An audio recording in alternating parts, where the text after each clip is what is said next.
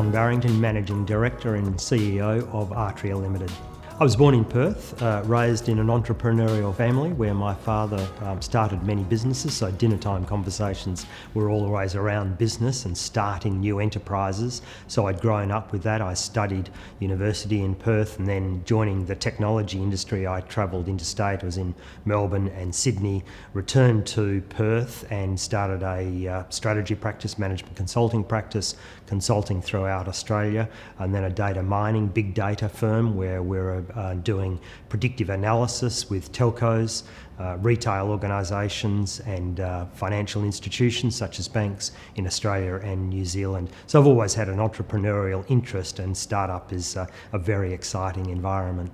I've always had an interest in technology being used for advantage. Here at Artrya, we're using it for the advantage of humanity, benefiting humanity by addressing the largest cause of death in the world, being heart disease. My co-founder, John Constantopoulos, and I met some 4 years ago, and we spent about 18 months putting together the idea. We researched several industries, retail, fintech, medical industry, and we focused in the medical arena because we thought that was the area in which we could make the biggest contribution and make the biggest difference to the world, given heart disease is the largest cause of death. So we were very focused on artificial intelligence. Having both worked previously in the technology industry, we knew the benefits that artificial intelligence, deep learning and machine learning could bring to image detection, and in this case, identifying coronary artery disease within patients' hearts.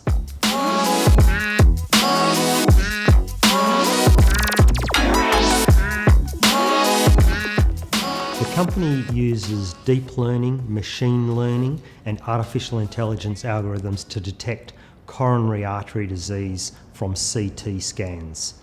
Typically, in assessing a patient's heart, a CT scan reports calcification and the narrowing of arteries, stenosis. However, those factors are not major predictors of fatal and non-fatal heart attack. There is a soft plaque in the coronary arteries, inordinately difficult to see with the naked eye, and so therefore is not generally reported. That is, as I say, a major predictor of death. Using the artificial intelligence algorithms, we can identify and report rapidly and accurately that vulnerable plaque. Such is the risk factors associated with that vulnerable plaque that even a plaque burden as low as 4% increases the risk of fatal or non-fatal heart attack by a factor of 5. But this major cause of heart attack, as I say, is not generally reported. We can do that now within 15 minutes. In addition, using the artificial intelligence and deep learning algorithms, we can replace in large part a current invasive procedure where a wire is inserted into a patient's leg or arm, fed into the coronary arteries to assess coronary blood flows, which cause the soft plaque to rupture.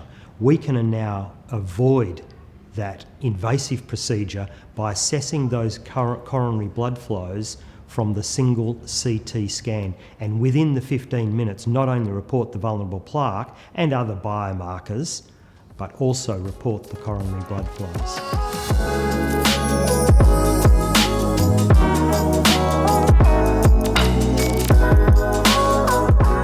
Well, Perth at once is isolated. It's one of the most isolated cities in the world. There is a benefit of that because you're away from the noise of the major markets.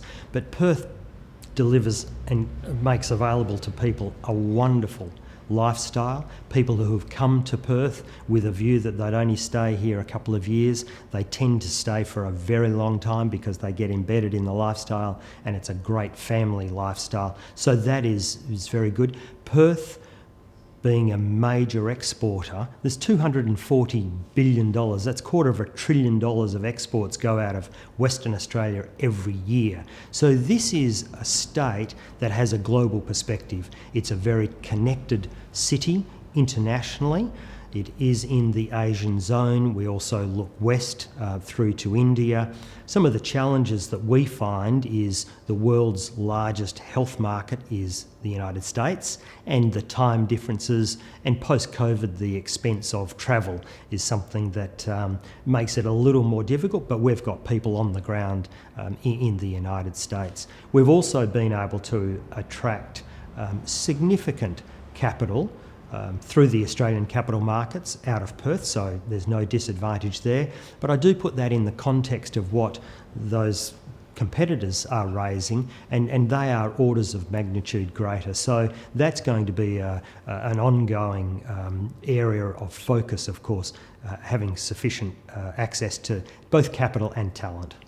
Advantage of Western Australia, in addition to lifestyle, multicultural society, is entrepreneurship, startup is in the DNA of Western Australia, has been through history.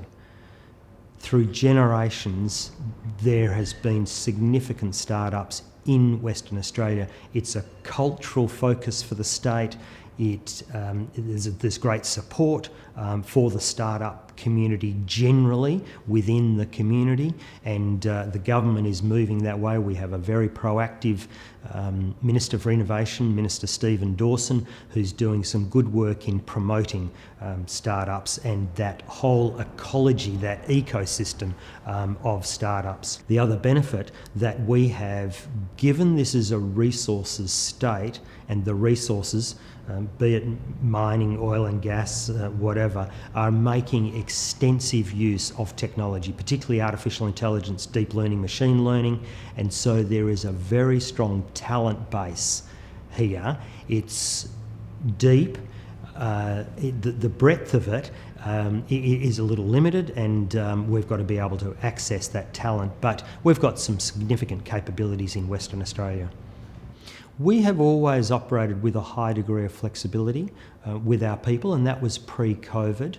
So people will work from home or wherever they might be. Of course, we're a global company now, but we've operated with a high degree of flexibility, and that enables people to take advantage of the outdoor lifestyle and also their family commitments and enjoy that lifestyle with their family. So the knitting of work and family and personal interests and personal development as well as professional development and the work environment has always been very important to us from the get-go. It's a fabulous place to start up because startup is in the DNA of Western Australia. It's a fabulous place to start up because there is strong talent in Western Australia, particularly in the technical sector and the medical research sector. Medical research is defined as one of 5 areas of competitive or comparative advantage for the state. So we've got that talent base, and out of Perth there is access to capital, and there is also, because it's such a networked city, given it's an export state with relationships globally, it's a naturally over the horizon looking state in terms of international market opportunities.